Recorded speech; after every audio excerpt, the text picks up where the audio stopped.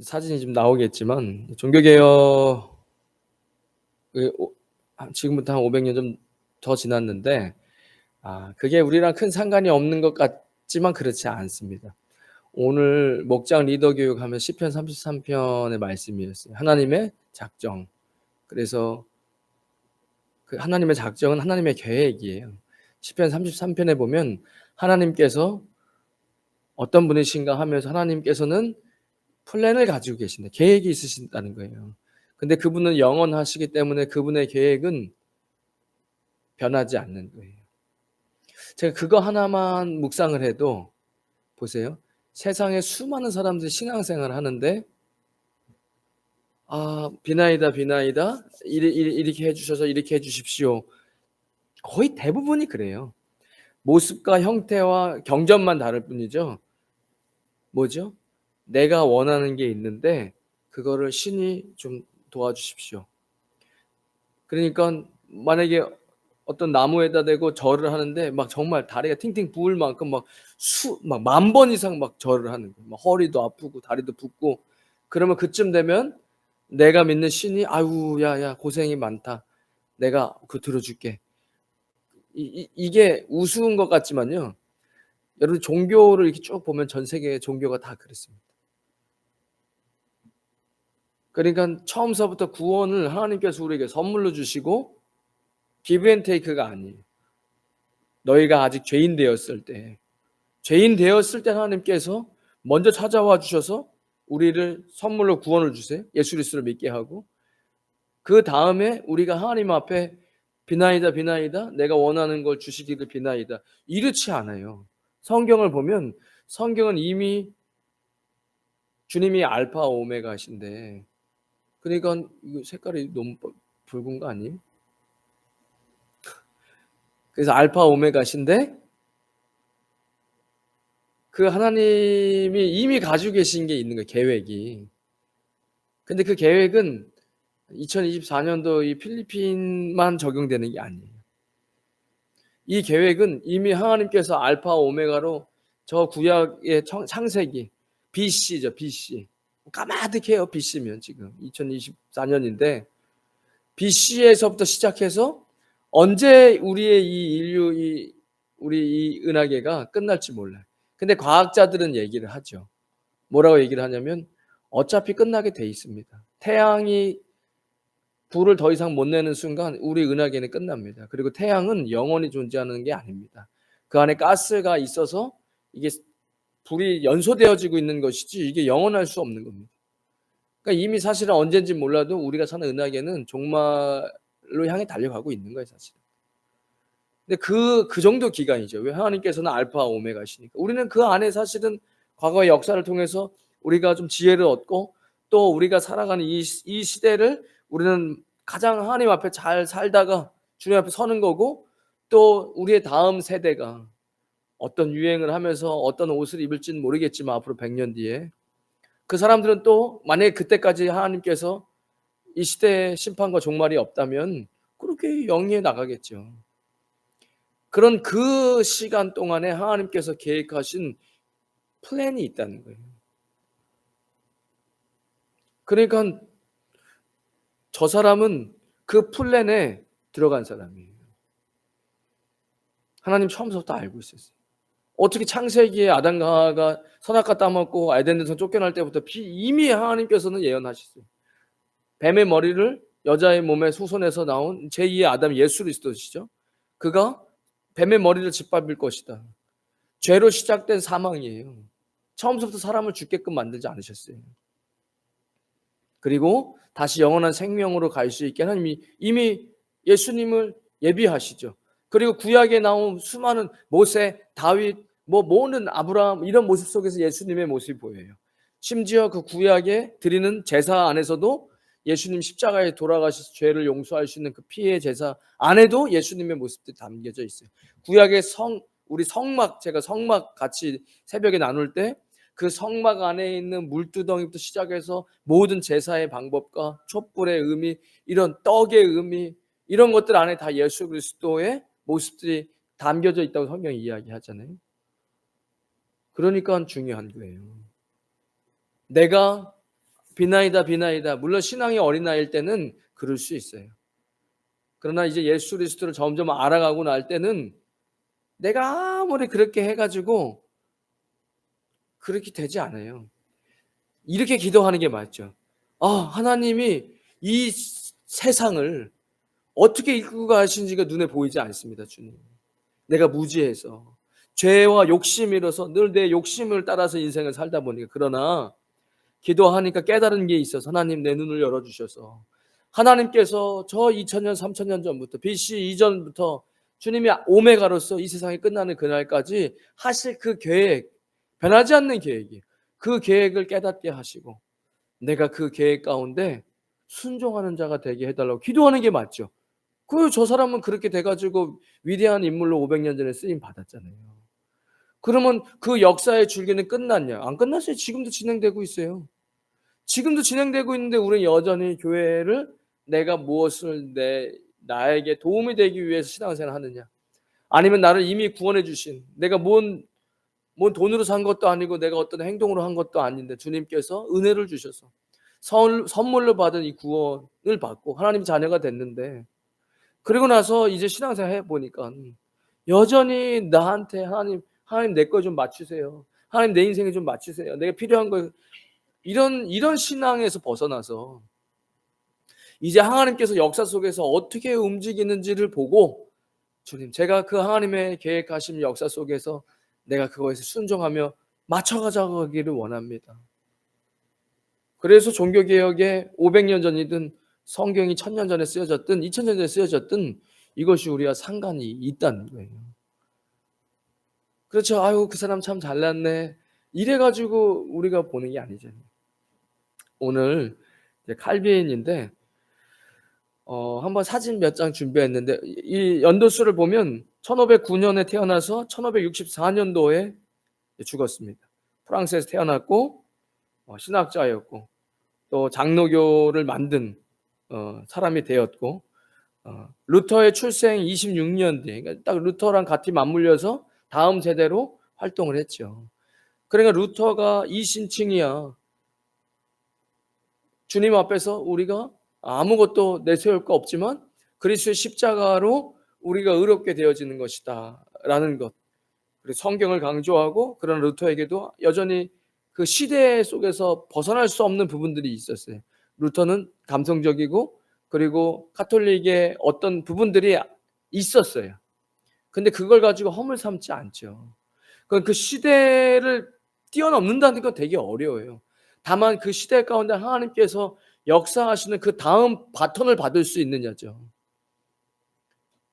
그러니까 칼빈은 그 다음 세대를 받아서 루터의 이 신칭이와 더불어 카톨릭에 있는 잔재들을 다 받아들이지 않았고, 또 지나치게 그 당시에 제세례파로서 너무 급진적으로 나가는 그런 부분들도 잘 정리하면서 이 하나님이 원하시는 이런 부분들을 잘 맞춰서 그 시대의 바톤을 받고 나아가잖아요.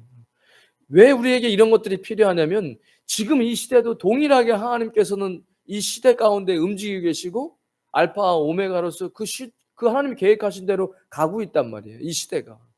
그럼 우리도 거기에 맞춰서 주님 앞에 순종하면서 그 부분을 맞춰 나가도 불구하고, 만약에 주님께서 50년 뒤에 안 오신다면 그러면 우리는 그거 따라가기 어려워요. 우리가 150살을 산다 할지라도 50년이 지나고 나면 다음 세대가 시대를 이끌고 갈 때 그 문화나 이런 부분들을 다 떨쳐버리는 거는 쉽지가 않다는 거예요. 그래서 루터의 그런 부분들도 우리가 그 문화에 뛰어넘을 수 없는 그런 부분들, 그러나 그 선에서 최선을 다했다, 하나님 앞에 쓰임 받았다, 이런 것이 우리가 좀 배워야 될 부분이 아니겠죠. 그런 생각이 들어요. 또 쯔빙글리랑 루터가 그 시대의 성만찬으로, 그때 제가 그렇게 이렇게 피 터지게 싸운 걸 이제 와서 뭐 성만찬 안 해, 그러면 이게 얼마나 역사를 부끄럽게 만드는 거예요. 칼빈은 그 다음 세대로 그 중요한 부분들을 잘 섭렵해서 이제 성만찬도 잘 정의를 내리거든요. 이신칭의 교리는 제가 지난번에 말씀드렸잖아요. 그럼 거기서 끝나냐? 아니, 칼빈은 더 성경을 보면서 그 당시 성경이 완전히 갇혀져 있다가 열리기 시작하죠. 그러면 이제 그 하나님의 그리스도의 십자가의 보혈로 우리가 의롭게 되어진 다음엔 어떻게 살아야 하느냐, 이런 부분들을 신학적으로 잘 정립했죠.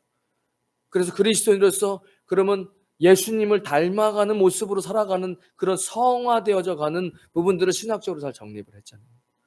만약에 이게 극단적으로 만약 제세라파처럼 극단적으로 신학이 정립이 안 되면 어디서 끝나버려? 그 구원파로 빠져버릴 수도 있죠, 극단적으로. 근데 구원 받았다, 예수님 때문에. 이제 끝났다. 내 맘대로 살아도 된다. 구원파예요. 이미 구원을 받았기 때문에 이젠 내 맘대로 살아도 돼. 거기서 얘기하는 회개를 하지 말라래요. 그거는 계속해서 그 죄책감으로 있는 것, 잘못된 신학이다 얘기예요. 이게 제가 정통적인 신학과 성경을 봤을 때 아주 사탄적이에요. 악마적이고. 제가 얼마나 많이 설교를 강조합니까? 회개하셔야 된다고. 예수님 믿고 죄 지으면 바로 지옥 가.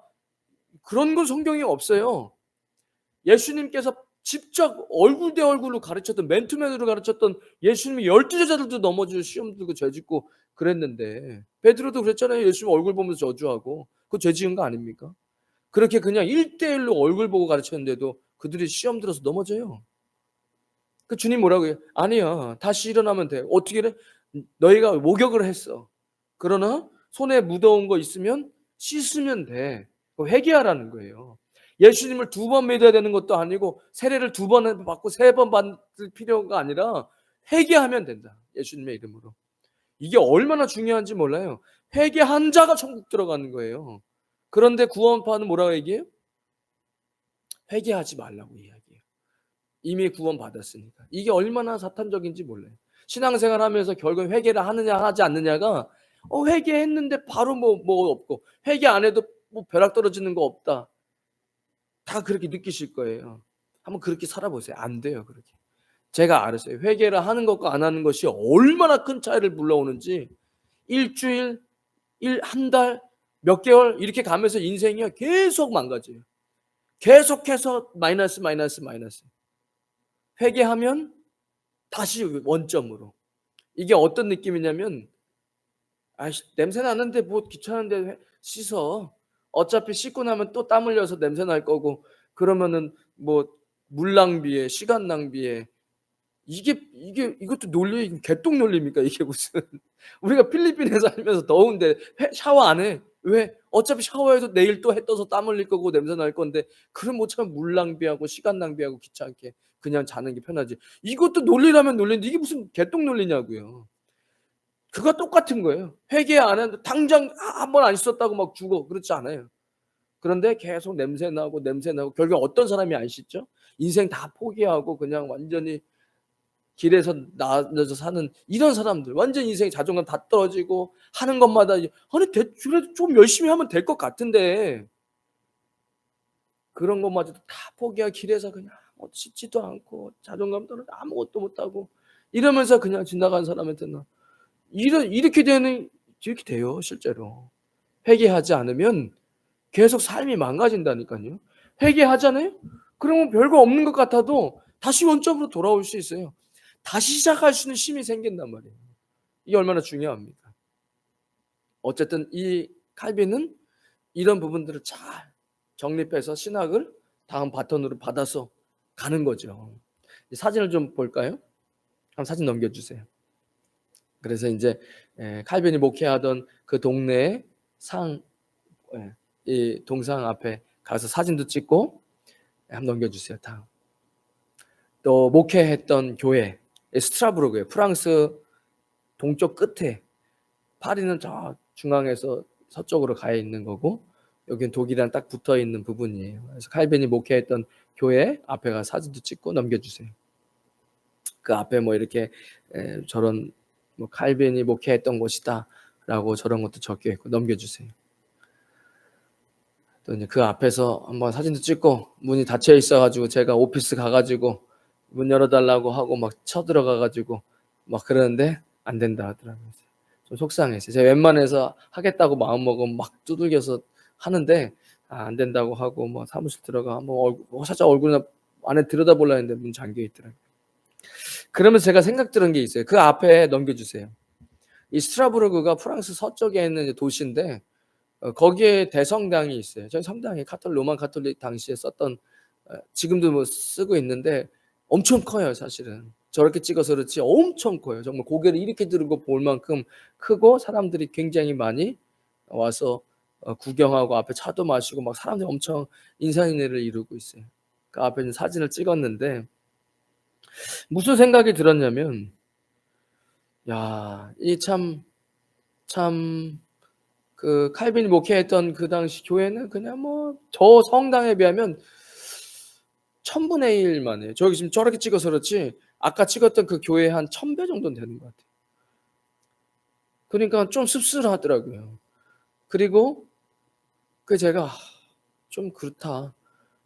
그리고 저기는 관광지가 됐고 사람들이 막 모여서 사진도 찍고 뭐 별 의미는 없어요.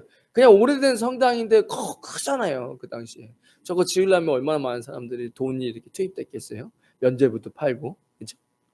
근데 어쨌든 500년 지난 사람들이 여기서 막 관광자 사진 찍고 와 멋있다 하는데 그 종교 개혁을 이루었던 칼빈이 목회하던 교회는 뭐 그냥 뭐 흐지부지 뭐 별거 없어요. 제가 그때 '아 좀 씁쓸하다. 이걸 어떻게 받아들여야 되나.' 하고 이 마음을 좀 이렇게 하면서 같이 차도 마시면서 얘기를 하는데 저는 개인적으로 이런 생각이 들었어요. 오늘 읽었던 본문처럼 좁은 문으로 들어가라. 멸망으로 인도하는 문은 크고 그 길이 넓어 찾는 자가 많고 생명으로 인도하는 문은 좁고 길이 협착하여 찾는 자가 적음이라. 이 말씀은 예수님 다시 오실 때까지 사라지지 않을 진리의 말씀입니다. 제가 그때 알았어요. 프랑스가 지금도 카톨릭 굉장히 강성이에요. 그러니까 정말 범죄도 많고 좀 그런 것들 제가 볼 때 영적으로 좀 혼탁한데, 이 말씀은 예수님 오시는 그날까지 언제나 그럴 수밖에 없겠구나. 사람들은 진리 가운데서 멀어지게 하려고 그러고 내가 원하는 대로 내 욕심대로 살아가는 많은 사람들이 모이는 곳으로 그럴 수밖에 없겠구나. 어쩌면 한편으로는 좀 속상했는데 한편으로는 말씀은 진리다. 어쩔 수가 없다. 그런 생각을 해봐요. 어쩌면 오늘 이 자리에 나오신 분들도 보세요. 늘 소수야. 그죠? 근데 어떻게 보면 그냥 어쩔 수 없겠다는 생각이 들어요. 제가 욕심을 내서 지칠 필요가 없겠다. 언제나 역사 속에서 진리를 따르는 자는 늘 소수고 좁은 길을 가는 거예요.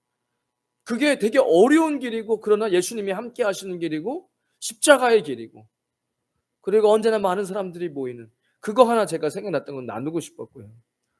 두 번째는 이런 유적이 관광으로 돈도 벌 수 있고 뭐 어떤 의미가 있을 수 있어요. 그러나 같이 이렇게 묵상하면서 어떤 이야기를 나누었냐면 결국에는 예수님이 오실 때 이 세상에 의미 없는 것들 가봐야 맨날 성인들 앞에 뭘 만지고 자시고 뭐 만지고 뭐 어디 뭐 만지면 무슨 기적이 일어난다 이런 거 맨날 만지고 있고 누군지도 모르는 성인들한테 가 고개 숙여 기도하고 있고 만들지 말라는 우상이나 이런 거 만들어서 이런 것들 그리고 우리를 구원해낼 수 없는 이런 것들은 결국엔 다 무너진다. 결국은 다 무너질 것, 사라질 것 이런 것들이다. 그러니까 그래 우리가 저런 걸 부러워할 건 없겠다. 내가 예수 그리스도의 자녀가 되었고 알파 오메가 지금도 역사 속에서 하나님 나라를 이끌고 가시는 그 하나님의 역사하심 속에 내가 있고 그리고 내가 그분의 자녀라는 것에 더 인생의 중요한 것을 의미를 두는 것이 맞겠다. 썩어 없어질 것, 사라질 것 이런 것에 큰 의미를 두지 말자. 그래서 그런저런 이야기를 나눴어요. 또 종교개혁지에 가서 기도하고 하나님 종교개혁을 이뤘던 그 쓰임받았던 목회자들의 영성을 우리에게 달라고도 기도해보고 또 이런 큰 많이는 안 갔어요. 에이 그런데 가면 돈 써 어차피 다 로만 가톨릭에 들어가는 거 안 봐. 이래고 웬만하면 이제 우리 종교개혁 루트를 관심을 뒀지만 이렇게 무료로 들어가는 데는 이제 가서 봤는데 그런 기도 같이 이제 차 마시면서 이야기 나눌 때 또 기도하다가 원로 목사님은 그런 마음이 있어요. 부럽냐? 아니 뭐 어마어마해요 사실은. 모든 유럽에 있는 교회, 로만 가톨릭이든 리폼드 철치든 모두 다 저기 뭐가 있어요? 그 오르간인데 파이프 오르간이 다 있어요. 엄청 큰 파이프 오르간.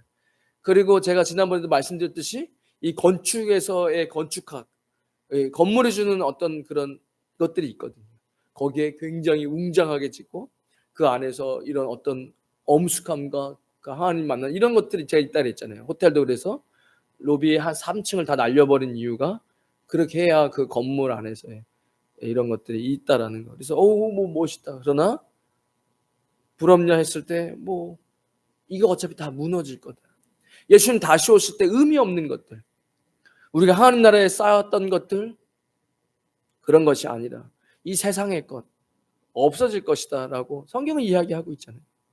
우리가 쌓아둬야 할 것은 이 땅에 무엇을 쌓아둘 수 있느냐.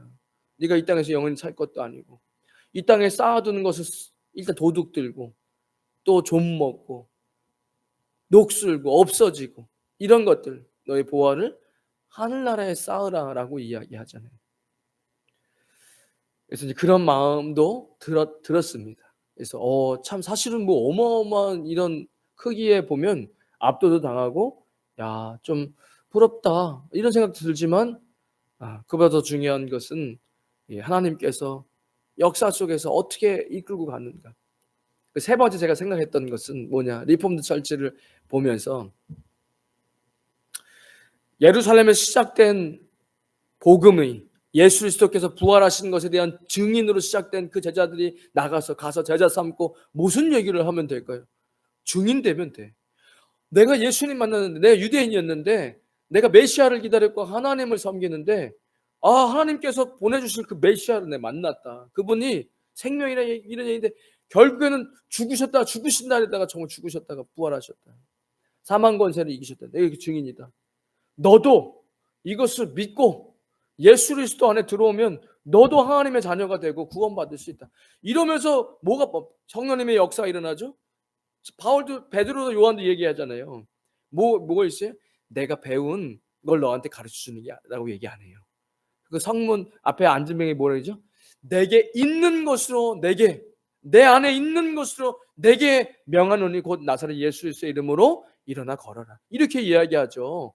그 사람 앉혀놓고 뭐 꼬박꼬박 얘기한 게 아니잖아요. 내 안에 계신 예수 그리스도, 내가 만난 성령님, 예수님 약속하셨던 그 성령님 언제 만났죠? 마가다락방에서 만났죠.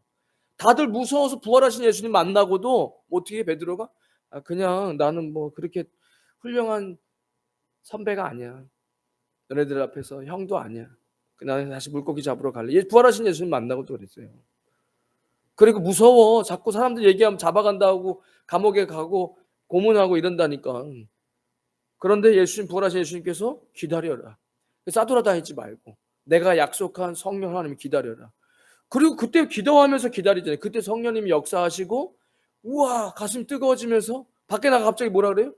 이제 내 육신을 너네들이 잡아서 죽일 수 있지만 내 영혼은 죽일 수 없어. 내 육신도 영혼도 심판하고 구원하시는 내가 그분과 함께 어떻게 그분께 순종하지 않느냐 하면서 막 밖에 나가서 갑자기 막 전도하고 예수님을 증거하기 시작하는 거예요.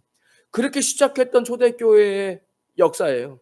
그렇게 안디옥 교회로, 그리고 안디옥 교회에서 저 유럽으로 복음이 계속 터키 소아시아 지역으로, 그 다음에 저 유럽 로마 유럽 쪽으로 가죠. 그렇게 된 거잖아요. 그러다가 이제 중세 암흑기가 돼가지고 성경이 닫혀 있다가 어떻게 돼요?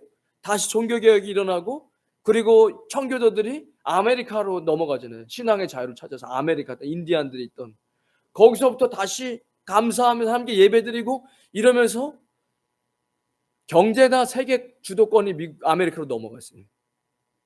그죠? 유럽이 얼마나 오랫동안 찬란한 권력과 힘을 갖고 있었습니까? 유럽이.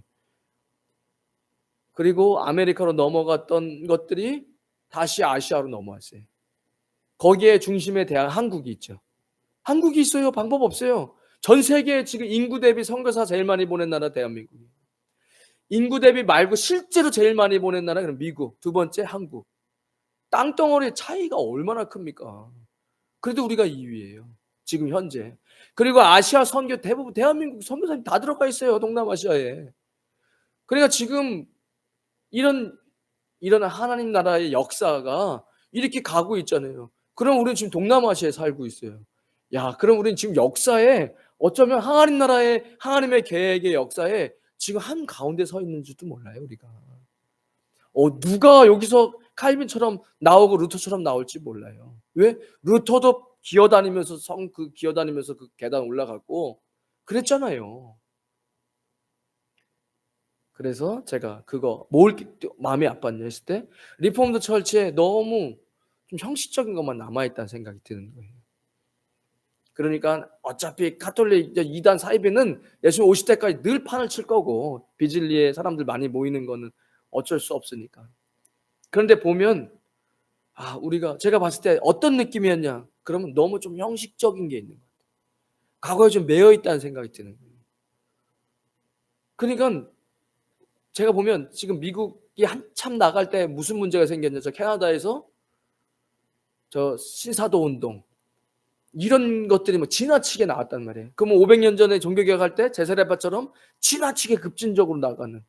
그러니까 성령 운동을 하는데 너무 지나치게 은사주의로 빠져버리는. 이거 문제죠. 그러나 만약에 우리가 역사를 봤을 때는 뭐를 조심해야 되냐 했을 때 너무 형식적이고 교회가 너무 형식적이고 성령님이 역사하시는 거에 너무 민감하지 못하고 이런 거 충분히 문제될 수 있다. 유럽 교회가 그렇게 굳어져 갔다는 거예요. 미국 교회도 그렇게 굳어져 가고 있고 그리고 또 뭘 문제사로 조심해야 되냐 했을 때 지나치게 은사주의에 빠지는 거 조심해야 돼요. 지금 우리가 지금 아시아에 살고 있는데 이제 어디로 가야 돼? 그리고 지금 아시아 선교하는데 제가 내년부터 이제 계속 비전 트립으로 아시아든 어디든 갈 거라고 얘기했잖아요. 1년에 한 번씩. 사업하신 분 같이 가서 여기서 내가 하나님 뭘 보게 하시나. 사업하시는 분 사업을 하셔야죠. 은혜 받는다고 목사 되는 거 아니에요. 은혜 받고 오늘 칼빈이 뿌려놨던 유산이 뭐예요? 일이 하찮은 거고 목회자는 훌륭하고 영적인 게 아니야. 하나님께 너에게 일을 맡겼다면 은혜가 충만하면 너의 일을 하나님께서 너에게 주신 일로 생각하면서 전문적으로 성실하게 일해라. 그래서 제가 말씀드렸잖아요. 스위스의 이런 시계 뭐 이런 것들 기술 이런 것들이 다 그때 발달한 거다. 그래서 이 민주주의의 어떤 부분들을 칼빈이 굉장히 많이 만들어낸 거예요. 열심히 하고 하나님 주신 대로 성실하게 집중해서 할 때 반드시 함께 거기에 축복하신다. 거기에 전문성이 생기고 부가 쌓이고 그 부로서 더 정의롭고 공의로운 사회를 만들 수 있도록 흘려보내라. 이런 것들, 이런 부분들이 이제 칼빈이 많이 신학적으로 세워나간 것이죠. 다음 넘겨주세요. 그래서 이 기독교 강요를 이제 칼빈이 쓰지요. 제가 간단하게 이제 칼빈은 루터가 출생한 26년 뒤에 1509년도에 프랑스에 태어나고 프랑스 파리 북동 쪽에 있는 노영이라는 데서 출생해서 아버지는 하층민에서 시민권을 획득하고 열심히 해서 식청 직원이 되고 주교의 비서가 되고 교황청에 공증을 하는 사람과 대성당 참사의 업무를 담당했답니다. 그래서 이 칼빈은 로만 가톨릭이 주는 장학금을 받아서 좋은 학교를 다닐 수 있었대. 귀족들만 다니는 산하의 콜레주 드 카페트라는 학교를 다니면서 1523년부터 1535년 동안 파리에 가서 유학을 합니다. 14살에 가서 파리 대학을 들어가고 그리고 공부를 해서 부유층들과 함께 기숙사 생활을 하고 철학을 공부하고 변론하고 공부하고 1528년에 20살에 문학 석사 학위를 취득합니다. 1528년도에 오를레앙 대학으로 옮겨서 법학을 공부합니다. 아버지의 권유로. 아버지가 어떤 교회랑 무슨 문제가 생겨가지고 그 당시 로만 가톨릭 성당이라 그래서 장학금 못 받겠구나 이제. 그래서 얼른 법대로 바꿔요. 공부를 잘했으니까. 아버지의 권유로 신학에서 법학으로 변경합니다. 그런데 칼빈이 얼마나 공부 잘했냐면 교수님이 결강을 할 때는 칼빈한테 대신 강의를 맡겼대요. 굉장히 똑똑했던 거예요. 훗날에 이 학자들이 얘기하는 거예요. 그 제네바 전체적인 도시를 개혁을 일으킬 때 이 제네바를 교회 안에서 교회만 개혁시키지 않았어요. 아예 제네바 시 전체를 기독교화 만드는데 이 칼빈이 법을 공부한 거, 법학을 공부했던 것이 굉장히 유용하게 쓰였다는 거예요. 왜냐면 이 세상에 있는 이 전체 제네바 시를 전부 다 기독교화 만드는데 어떻게 법이 필요 없겠어요. 그리고 그런 정치하고 법 공부했던 것들이 쓰임을 받았는데, 그래서 하나님께서 그 하나님의 섭리였다라고 이야기한다라는 거예요. 제가 시편 33편 오늘 아침에 이렇게 같이 이야기 나누면서 여호와의 계획은 영원하고 그의 생각은 대대에 이르리로다 이렇게 이야기합니다. 그러니까 하나님께서는 이미 아시고, 그래 우리가 나는 이거 하기 싫은데 아버지 왜 억지로 시켜? 그럴지라도 우리가 하나님 앞에 잘 붙어 있으면 모든 것이 합력하여 선을 이룬다. 내가 하나님 앞에만 잘 붙어 있으면, 내가 때로는 이거 정말 아닌 것 같은데 나한테 왜 이런 안 좋은 일이 생기지?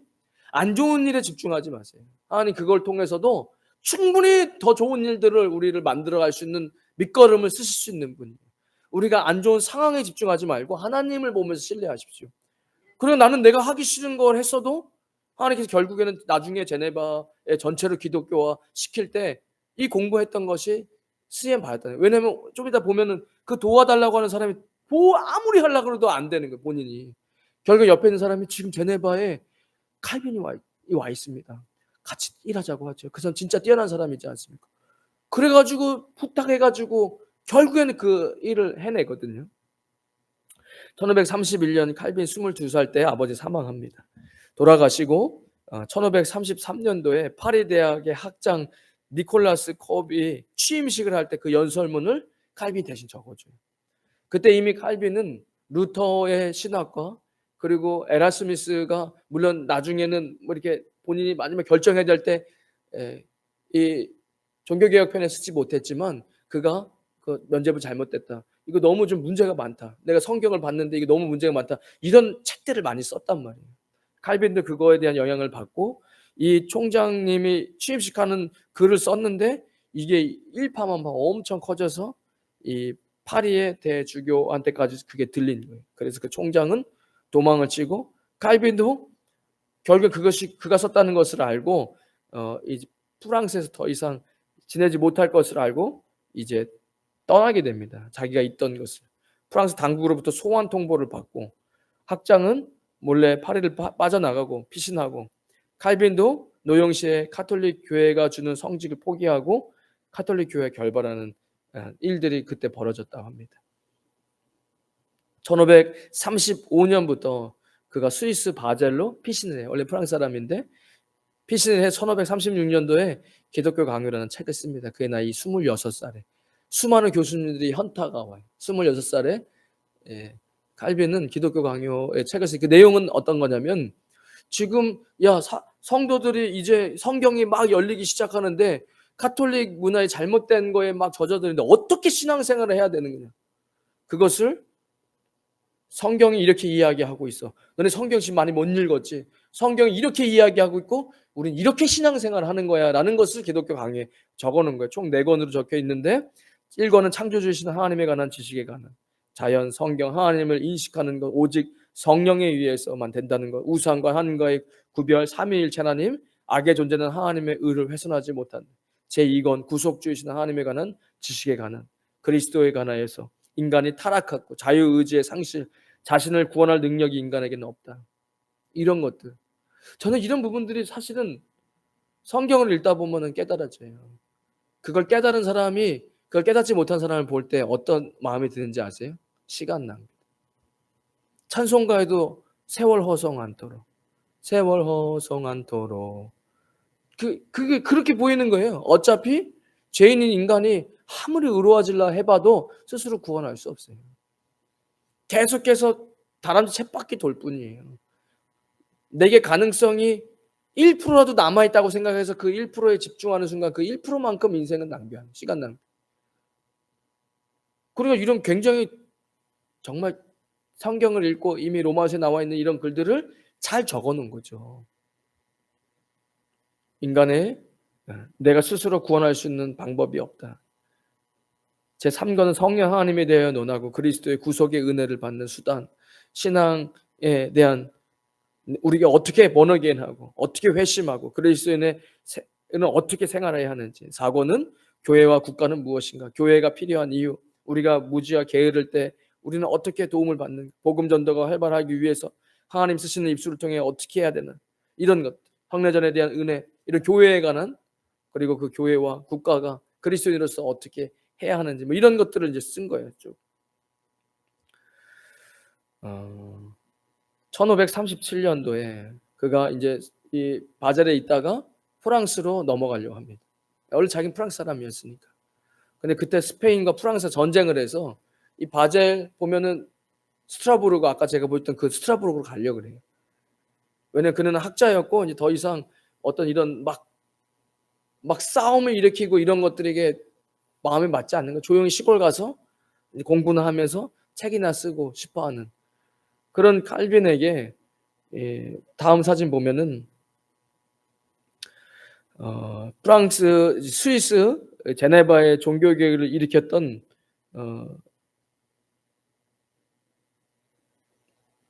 기욤 파레이라는 사람이 있었어요. 그가 도저히 이게 너무 힘든데 그 같이 함께 동역하던 사람이 지금 칼빈이 제네바에서, 원래 바젤에 스위스 바젤이 있거든요, 왼쪽에. 거기서 이제 프랑스 올라가기 쉬운데 프랑스랑 스페인 전쟁을 하고 있어서 갈 수가 없는 거예요. 그래서 제네바로 이렇게 우양해서 위로 올라가야 되겠다 했는데, 제네바에서 딱 쉬고 있을 때 제네바에 있다는 걸 듣고 가서 붙잡는 거예요. 스위스 제네바에 종교개혁을 하는데 같이 도와주십시오. 그가 나이가 한 15살 더 많았대요. 그리고 칼빈은 싫습니다. 저는 그런 거 하는 거 너무 싫고, 앞에 나가서 이런 개혁 일으키는 거 너무 그런 것이, 전 조용히 그냥 교포이나 잡고 시골에서 책이나 쓰겠습니다 라고 이야기할 때, 이 기욤 파렐이 가서 이야기했다는 거예요. 네가 지금 하나님께서 그렇게 준비시켰고 이미 굉장히 이런 법학이나 학문적이나 뛰어나다는 거 알아요. 성경 번역하고 이런 것들에. 근데 지금 여기에서 지금 예수 그리스도로 세우신 이 교회들이 지금 무너져가고 있는데, 내 힘으로 안 돼서 지금 기도해보면 딱 하나님이 보낸 사람인데 같이 안 하겠다고? 너 편하려고? 그러면서 엄청 퍼부어요. 만약에 그렇게 해서 그런 평안이 좋다면 나는 당시 하나님께서 그 평안에 빼앗아가고 저주 내리기를 원한다, 이런 식으로 엄청 세게 이야기하는 거예요. 지금 이 기독교가 왜축되어지고 사라져가는데, 너는 하나님께서 그렇게 다 준비시켰는데 너 그게 싫다고 너 혼자 평안하게 시골 가서 하는 게, 그게 평안이 하나님 주신 평안이라고? 아니다. 그게 하나님 주시는 거, 나는 하나님께 너의 평안을 가져가고 다시 그 저주받을 일이다라고 나는 기도한다. 그러니까 이제 그게 계속 마음에 걸리는 거예요. 틀린 말은 아니거든요. 지금 시대를 봤을 때 내가 이런 부분들을 감당해 줘야 되는데 싫은 거죠. 제가 한번 이런 생각 해보세요. 여러분, 신앙생활 하면서 내 자신에게 솔직해질 때가 있는 거예요. 사실은 내 기분, 그리고 자기 합리화, 이거 어쩔 수 없지 이런 상황에서, 그게 아니라 말씀은 뭐라고 이야기하고 하나님께서는 내가 어떻게 하는 걸 좋아하실까, 주님 나에게 원하시는 게 뭘까, 너무 싫은데, 묻기도 싫어. 왜? 물어보면은 그렇게 하라고 할 게 뻔해. 그러니까 기도 안 해요. 그런 경우가 많아요. 저만 나쁜 사람처럼 쳐다보지 마세요. 여러분, 기도해보면 하나님께서 그런 마음을 주실 때가 태반이에요. 내가 하고 싶은 거 한다고요? 내가 하고 싶은 거 하면요, 나중에 다 나 잘난대요. 나 잘난. 내가 하고 싶었고, 내가 이렇게 했고, 내가 이것을 만들었고, 그런데 진짜 하기 싫어. 나는 그런 하고 싶지도 않고, 난 교수라서 그냥 사람들 앞에서 이런 개혁하는 것보다 조용한 게 좋은데, 아무리 기도를 하나님 그걸 원하시니 뻔히 느껴져. 여러분, 하기 싫은 거를 할 때가 순종이죠. 내가 막 하고 싶은 거 있잖아요. 내가 하고 싶은 거. 그거 내가 해갖고 뭐가 돼요? 그러면 나 잘났니? 그거 내가 원래 하고 싶었던 거고, 내가 이렇게 해가지고 내가 이렇게 했다니까? 내가 이렇게 하나님 나라 하는데 내가 이렇게 했고, 내가 뭘 했고, 너는 왜 안 하고, 이렇게 돼요. 그러나 내가 진짜 하고 싶지 않아. 그리고 자신 없어. 근데 하나님께서는 하라고 하시는 거예요. 그러면 그때부터는 기도해야 돼요, 진짜. 하나님 어떻게 해야 됩니까? 그러다 결국엔 누가 이기냐? 이런 거예요. 불순종하느냐? 순종하느냐? 순종은 했어. 근데 뭐가 없어? 자신이 없어. 그럼 뭘 해야 되지? 기도해야죠. 순종하기로 다짐은 했어. 근데 난 진짜 이거 못 하겠어. 그럼 그때부터 기도해야 돼. 하나님 이거 이렇게 하긴 하라 그래서 하겠는데 이게 어떻게 됩니까? 이게 어떻게 됩니까? 지금 이거 해야 되는데 이거 좀 도와주십시오. 이렇게 기도하게 되는 거예요. 그런데 이게 시간이 지나 보니까 막 엄청난 일이 돼 있어 지금. 사람들이 막 나한테 박수 치고 막 우와 대단합니다. 그때 뭐라고 했어요? 아니에요. 전 처음서부터 하고 싶지도 않았어요. 주님이 시켜 갖고 한 거고, 그리고 이건 내가 할 만한 일이 못 돼 가지고 내가 맨날 그래서 못 한다고 한 건데 하나님 하라 그래서 제가 맨날 기도하고 해서 이거 하나님께서 하신 거예요. 제가 이거 자신 없다 그랬는데 기도했는데 성령님께서 이렇게 할 수 있도록 능력이 되어 주셨어요. 그게 주님이 하신 거예요. 라고 이야기하시 자연스럽게 이야기할 수 있는 거예요. 그러나 늘 신앙생활을 내가 하고 싶은 대로 한다. 그러면 내가로 시작했다가 누가복음을 읽어도 내가 복음이 읽히는 거예요. 그러다가 그냥 내가 하다가 나만 이게 심해지면 어떻게 돼? 내가 하나님이라는데 내가 이런 일 했는데 내가 이런 일 했는데 하다가 야 이거 왜 나한테 박수 안 쳐주지? 안 되겠다. 저 영광을 내가 가로쳐야 되겠다. 귀에 루시퍼가 귀에 떨어진 거 아닙니까? 신앙생활 그렇게 하는 거 아니에요.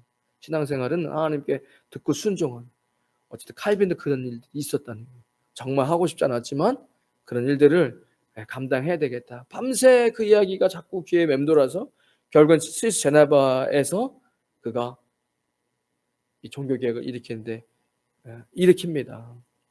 물론 그 중간에 제네바의 사람들이 또 쫓겨나요. 그거 하지 말라고 또 로만 가톨릭이랑 싸우면서 쫓겨나서 아까 제가 보여줬던 그 스트라스부르크로 잠깐 또 가서 쓰고 다시 돌아와서 제네바에서 다시 그 사람들이 다시 물러나게 되고 리폼드 철치 사람들이 다시 아무리 해도 안 돼. 그래도 칼빈이 했을 때가 제일 잘했다. 다시 모시고 와요. 스위스 제네바에. 그러고 나서 그 스위스 제네바를 기독교화시키죠. 칼빈이. 그리고 그가 거기서 학교를 세워서 계속해서 제자를 양육하고 제네바 아카데미를 세우고 개혁운동을 주도하다가 55세의 나이로 생을 마감합니다. 말씀을 좀 맺으려고 하는데 저 500년 전에 있었던 수많은 믿음의 선배들의 모습이 왜 우리에게 필요하냐? 그들이 뛰어나서가 아니에요. 하나님께 준비시켰는데 그가 하나님 앞에 서 있었기 때문에 하나님이 하시려고 했던 그 역사에 그들이 자기의 인생을 마친 거잖아요. 여보 이거 하나만 여러분들 신앙생활에 잘 받아도 충분히 여러분 인생이 완전히 갑자기 변할 수 있습니다. 여러분 신앙생활의 이것은 엄청난 업그레이드잖아요. 엄청난 업그레이드. 왜 내 인생은 맨날 지금 이 시대를 보십시오. 이 시대에 지금 기독교가 뭐가 문제입니까? 맨날 뭐 귀복신앙에 뭐 달라고 하는 이거는 불교에서도 달라고 하고 다 달라고 해요. 이게 기독교라면 우리는 이게 무슨 기독교예요? 우리 역사는 그렇지 않았잖아요. 그러면 저 사람들 어떻게 저렇게 쓰임 받았나 똑똑했어. 뭐 그게 아니잖아요. 그들이 하나님께서 계획하신 그 계획에 자신의 인생을 마치냐 마냐. 내가 거기에 들어가 아니면 내가 살고 싶은 대로 인생을 살아. 내가 지금 실제로 기독교인이지만 내가 내 인생 살고 싶은 대로 살면서 그냥 이렇게 하나님의 역사는 이렇게 가고 난 내가 하고 싶은 대로 가고 평행선으로. 여기에 무슨 기적과 하나님의 쓰임 받음이 있습니까?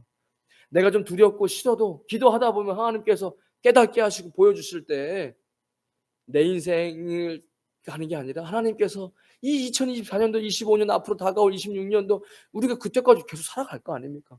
그때 살아갈 주님의 계획하심을 보고 내가 그 안에 들어갈 수 있느냐. 내 인생을 그분의 역사 속에 순종하며 넣을 수 있느냐. 그러면 하나님께서는 그 역사 속에 반드시 그들을 사용하십니다. 우리 지금 이 기독교 역사적으로 봤을 때도 예루살렘, 저 소아시아 터키, 그리고 유럽, 그리고 아메리카, 그리고 우리 아시아 더 끝쪽에 있지만 동남아시아, 뭐 중동, 지금 뭐 중동 전쟁이 일어나고 뭐 이러고 있는데 지금 우리가 그 어간에 아시아, 동남아시아에 살고 있습니다. 우리가 어떻게 보면 역사의 중앙에 서 있는지 몰라요. 우리는 그냥 어쩌면 마닐라 트래픽이야. 뭐 맨날 뭐 늦어져. 뭐 행정이 느려. 그거는 내가 바꿀 수 없어요. 그러나 이런 흐름 속에서 하나님께서는 나에게 무엇을 원하실까? 그리고 주님이 지금 이끌고 가시는 역사는 뭔가? 그럼 내가 거기에 같이 동참만 할 수 있다면 주님 앞에 쓰임 받을 수 있는 거잖아요. 그래서 하나님 앞에 우리가 좀 쓰임 받았으면 좋겠어요. 필리핀, 동남아시아 중요한 게 아니라 지금 하나님의 역사의 흐름이 어떻게 흘러가고 있고 나는 거기에 지금 어디에 서 있고 주님이 하시고자 하는 일에 나는 무엇에 동참하고 있는가? 아니면 여전히 내 욕심과 내가 원하는 거, 내가 하고 싶은 거, 내가 만들어야 되는 거 여기에만 집중하면서 여전히 하나님 좀 도와주시죠. 하나님 좀 내 거에 좀 맞춰보시죠. 이러고 있지는 않은가? 아니면 다시 한번 기도해서 그래서 여러분 이 수요일 밤에 좁은 길로 오신 분들이잖아요. 좁은 문을 열고 여러분 스스로를 너무 내가 뭐 그렇게 역사 속에서 뭐 쓰임 받을 수 있는 사람이면 내가 뭐 그렇게 생각하시지 마시고 적어도 이 교회는 이 교회가 그리스도께서 핏값 세우신 교회인데 이거 누구의 교회도 아니에요. 이거 제 교회도 아니에요. 이게 뭐 제 교회입니까? 이 그리스도의 교회죠.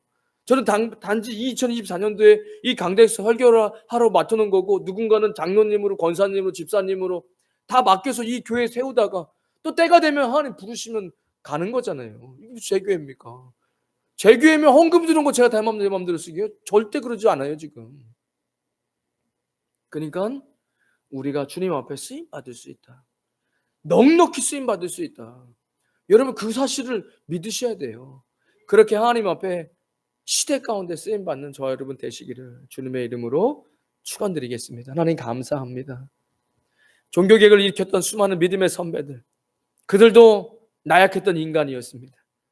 그들이 하나님 앞에 쓰임 받을 수 있었던 것은 하나님께서 개혁하기를 원하셨던 그 순간에 자신의 욕심으로 살지 않고 자신의 삶을 주님 앞에 순종하며 맡겨드린 것입니다. 하나님, 우리도 이 시대를 살아갑니다. 주님은 지금도 역사 속에서 움직이고 계십니다. 알파 오메가이십니다.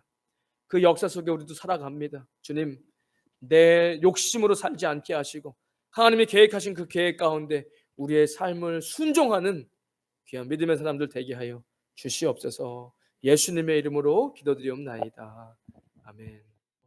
이제는 우리 주 예수 그리스도의 크신 은혜와 하나님 아버지의 무한하신 사랑과 성령님의 감동 감화 교통하심이 오늘 3일 밤 주님 앞에 나와 말씀 듣고 예배하는 주의 백성들 머리 위에 그들의 가정과 자녀들 위에 땀 흘려 일하는 믿음의 기업 위에 우리 임마누엘 교회와 이 땅 필리핀과 조국 대한민국 위에 지금부터 영원까지 함께 하시길 간절히 축원하옵나이다. 아멘.